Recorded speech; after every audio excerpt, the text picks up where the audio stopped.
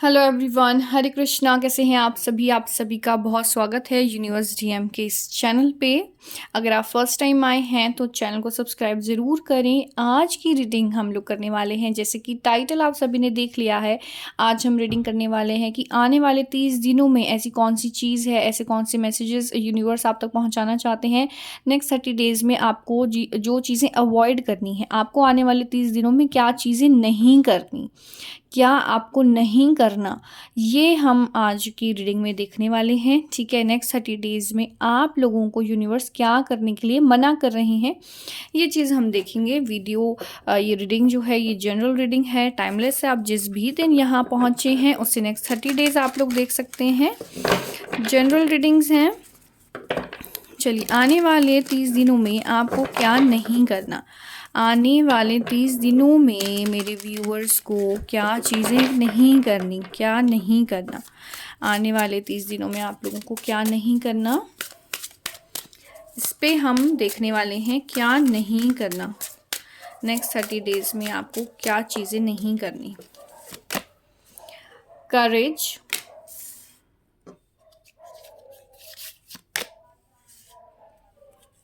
Awareness,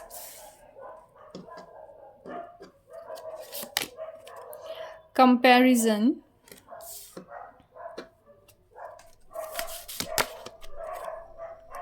integration. Next 30 days में आपको universe क्या करने से मना कर रहे हैं, क्या करने से मना कर रहे हैं यूनिवर्स। नेक्स्ट 30 डेज़ में आपको यूनिवर्स क्या करने से मना कर रहे हैं। स्लोइंग डाउन का कार्ड आया है, द रिबेल,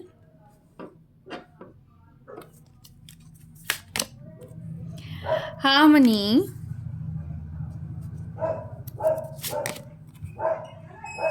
एंड इंटेंसिटी।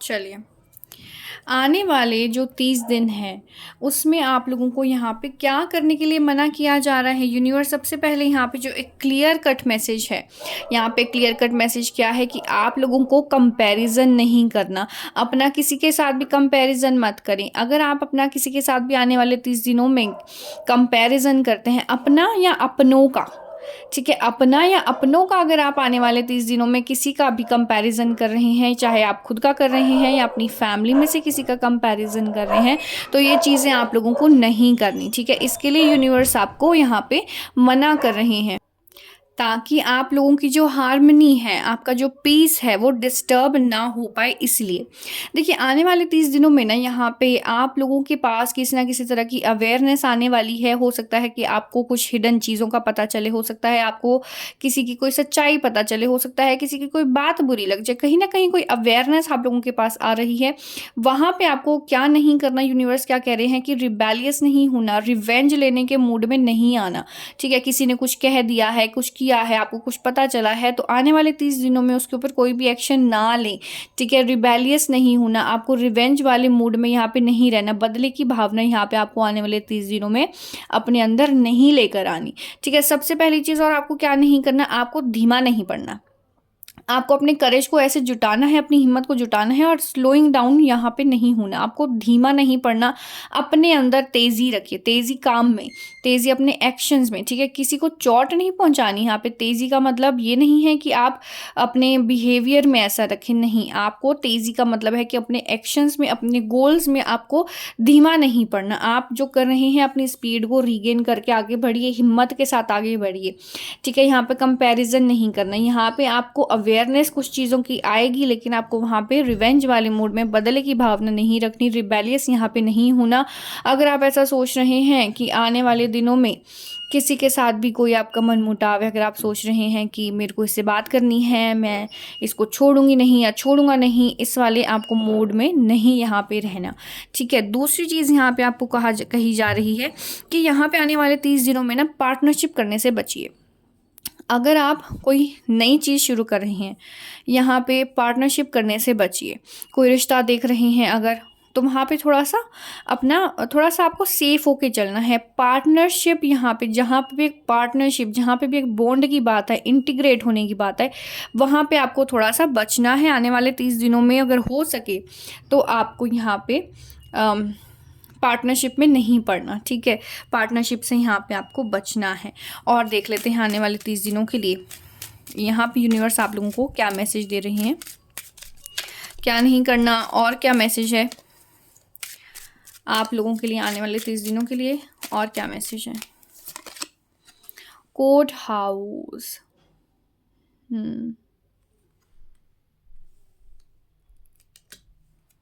और देखते हैं marriage,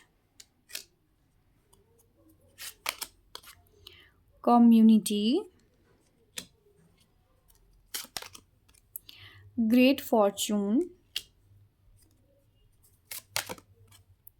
wealthy man, one last card, expectations.